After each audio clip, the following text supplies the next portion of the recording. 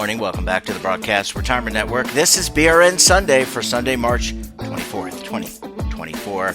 We've got another great show for you this week. David Levine, Kevin Walsh of the Groom Law Group are here. They're going to be breaking down the $1.2 trillion budget. Anything in there for retirement? You're going to have to stick around to check that out. And then we'll be taking a look back at a recent show on BRN AM. We had Dr. Robin Birkland of the University of Minnesota School of Public Health, talking about the transition of a spouse or partner to long-term care. So sit back, relax, enjoy this episode of BRN Sunday. Well, we are going to kick off the show as we always do with a look at what's happening on Capitol Hill. A lot going on these days. Joining us on the line, David Levine, Kevin Walsh, both are principals with Groom Law Group. That's an employee benefits law firm based in Washington, D.C. We fondly refer to them as the Legal Eagles. Eagles, great to talk to you. Thanks so much for joining us on the program this week.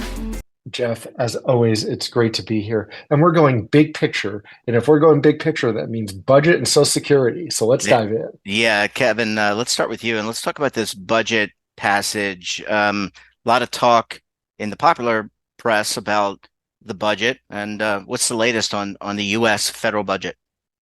So the federal budget is really kind of the it's supposed to be annual opportunity for sausage making. And by that, it's the biggest must-pass-the-est bill of all, because at bottom, if you don't pass these spending packages, then we see shutdowns. And I say it's supposed to be once a year because we do have this trend of using continuing resolutions, which are short-term fixes where it's we don't know what we want to do for this year's budget yet. So let's extend last year's budget at last year's funding level for a couple more weeks. And that's been going on now for a while. And now, this past week in March, Congress finally got together, the House and Senate.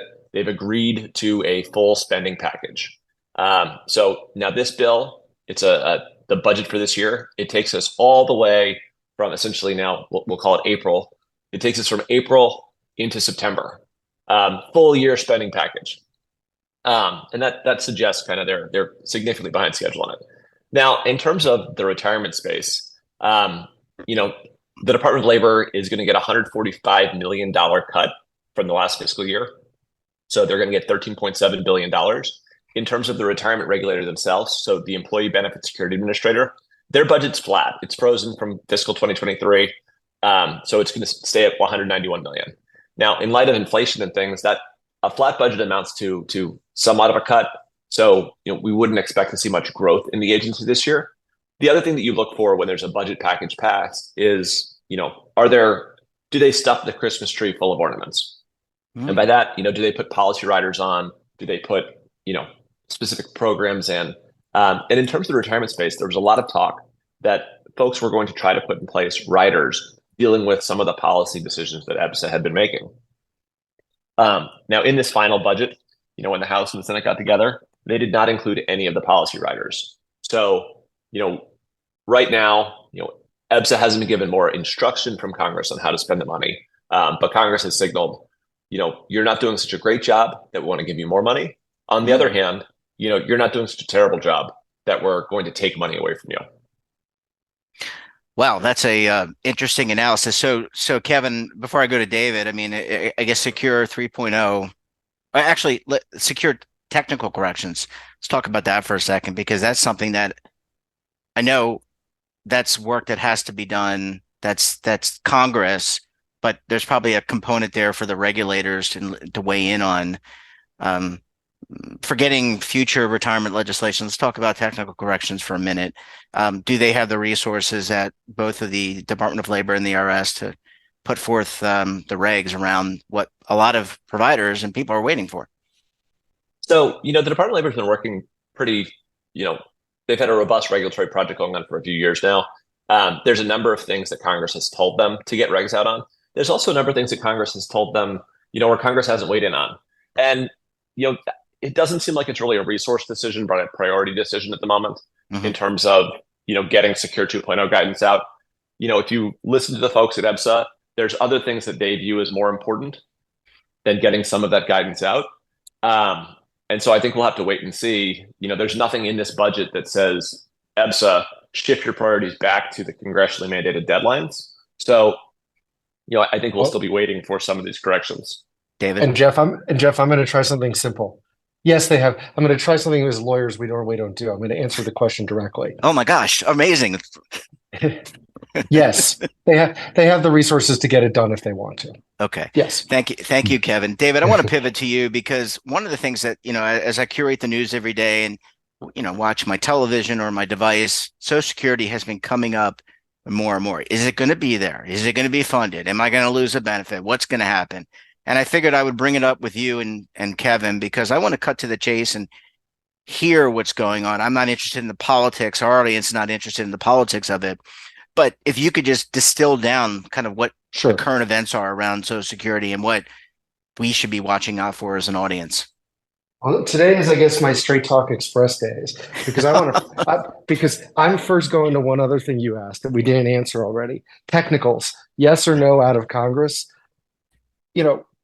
The budget has taken priority. And the question of what is a technical, we saw the draft release. So there's hope there'll be technicals at some point this year, but I wouldn't bank on anything specific moving on the technicals. I just wanted to specifically answer that. On Social Security, what we've seen, and again, we're going to stay out of the politics. We are still in the world where we have a Social Security retirement age of age 67 for most people obviously it phased in a while back.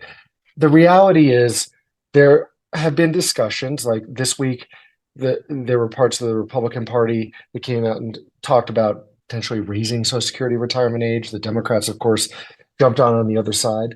But where we stand right now is Social Security continues to grow.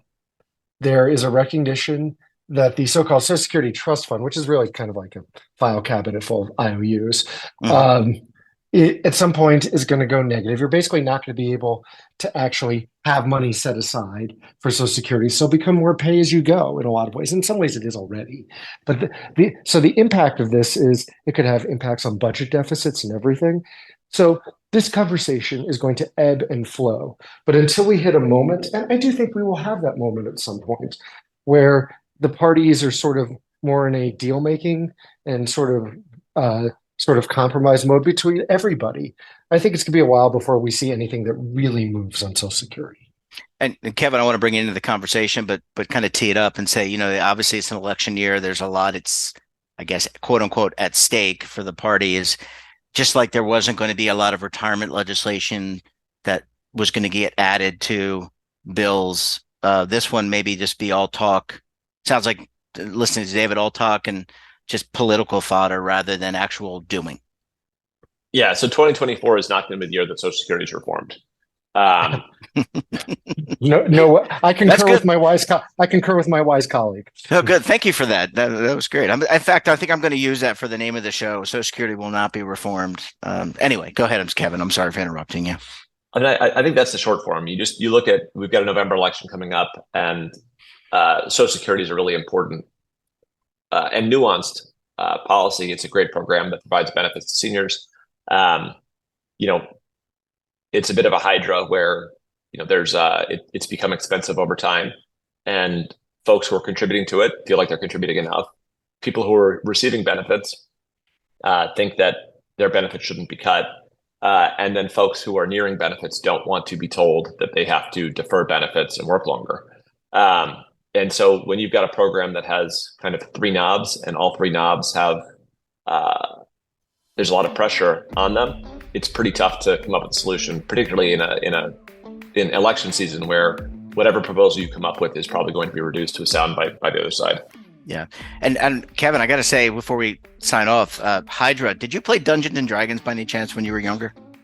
A little bit. Okay, because I'm a big D&D guy. David Levine, Kevin Walsh, always a pleasure chatting with you. Thanks for taking a tour around the Capitol, and we look forward to having you back on the program again very soon.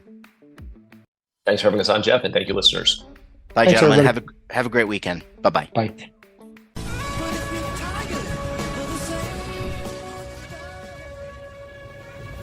Imagine a new television network that will make you richer, healthier, and in control of your financial future.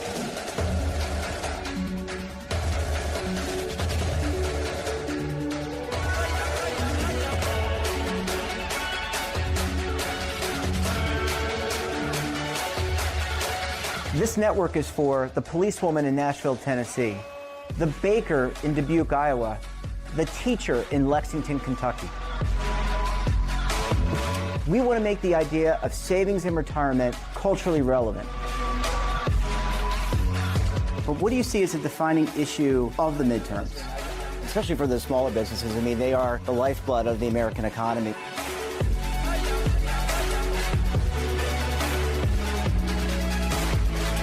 Featuring exclusive interviews, current affairs, and docuseries.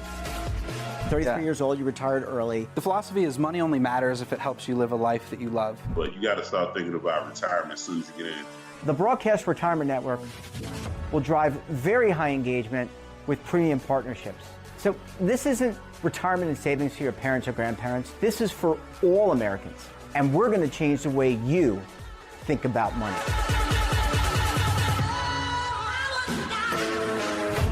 Welcome to the next frontier of retirement and savings. This is BRN, the Broadcast Retirement Network.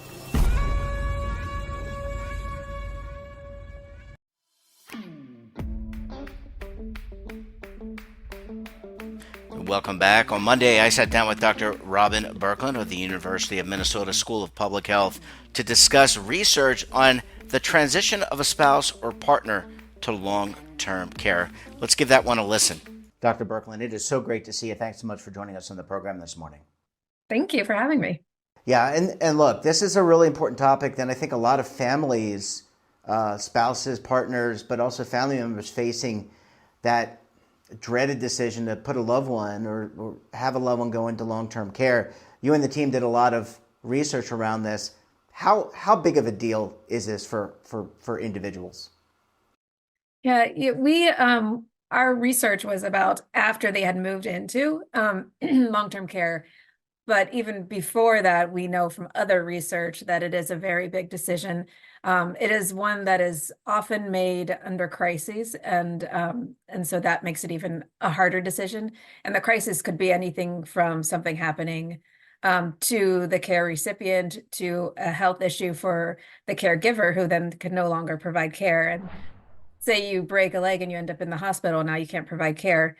And it's like, well, we have to figure out something, and we have to figure out something fast. So I'm just going to jump to a piece of advice, but one thing to think about in advance is, if that were to happen, what would you do?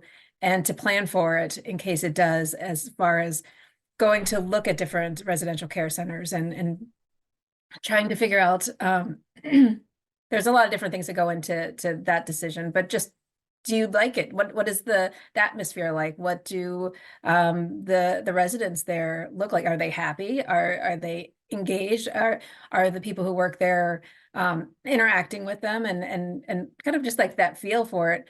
But to have that idea of what you might do before you get in the situation where it has to happen is a much better place to be in than to have it be forced upon you and then just have to kind of go with whatever you can quickly come up with as a place for your loved one to move to. Yeah, and this is, again, we're going to talk more about the transition, but I just wanted to really set that up because this is a really big change for couples and partners, et cetera. Let's talk about that transition because, according to the research, it's a fraughtful. It can be frightening, both for the transitioner, the person going into the long-term care facility, but I also think that the other partner, the partner kind of left behind, if you will, or staying at home, that's frightening as well. It is. I mean, it's a complete change in your daily routine. It's a change in your identity.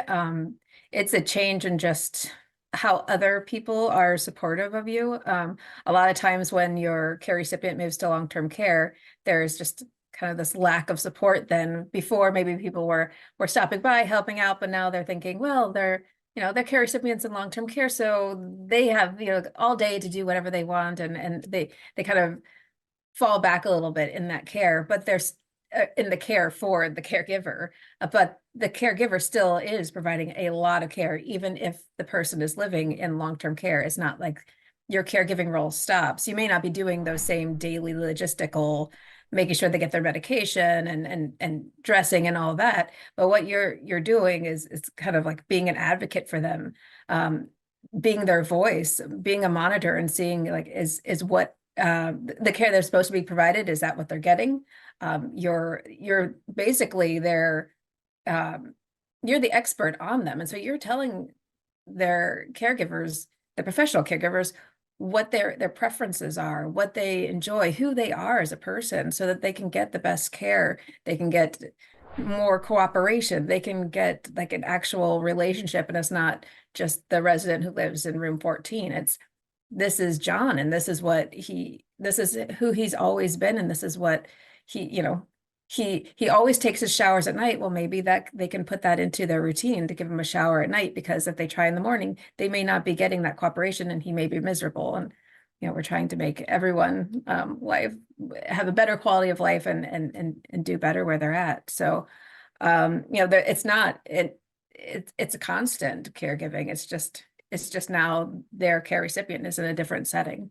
Yeah, I want to talk about it for a minute, and then we'll go to a commercial break because I want to talk about some best practices. But from the perspective of the long-term care facility, there's a lot that they need to do to facilitate an easy transition. Because again, there are things that they should be doing. You mentioned learning about the caregiving, or the care recipient, I guess is how to phrase it properly.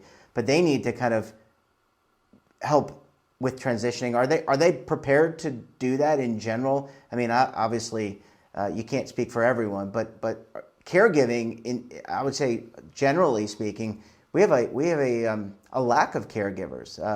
People that work in these facilities, they're traditionally understaffed, underfunded.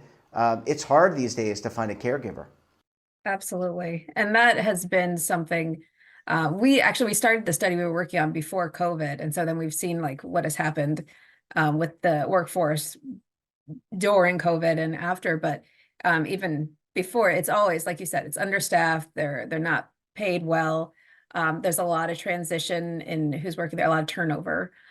So it's not. I wouldn't say it's necessarily well set up, but I will say that the industry knows this, and the aging field knows this, and are really trying to figure out different ways to get more professional caregivers and more training, and just to kind of build that career up so that it is something that people are actively trying to seek out. They should, back to your original question, I would hope that most, but a good care facility will have an interview process at the beginning of the transition into long-term care, to find out about that person and to make sure that their new resident, to know all the little details. But sometimes they don't, and sometimes they don't have the manpower, even if it's part of their process. They just don't have the ability, and sometimes it's not, it's with certain people, but then other people or certain employees, but then they leave because of that turnover, and then you need to have other employees learn about them. So you're, as a caregiver, even if you do have that interview and have given the information, you constantly need to be talking to whoever is working with your loved one, because there's a lot of information to give, and it's a constant process of updating and making sure that everyone's on the same page. Yeah. Well, certainly an important study and an important episode. You can listen to the full episode by visiting our website, broadcastretirementnetwork.com, or, of course, any streaming service or podcast service. And that wraps up this episode of BRN Sunday. Have a topic of interest, someone you think we should talk to, drop us a line. And don't forget, for all the latest curated news and lifestyle, wellness, finance, tech, so much more, all in one place, check out today's edition of our daily newsletter, The Morning Pulse. Want to search our archives, check out our latest content? Then visit our website. We're back again tomorrow with another edition of BRN AM. We'll have a very special guest and another important topic. Until then, I'm Jeff Snyder. Stay safe, keep on saving, and don't forget, roll with the changes.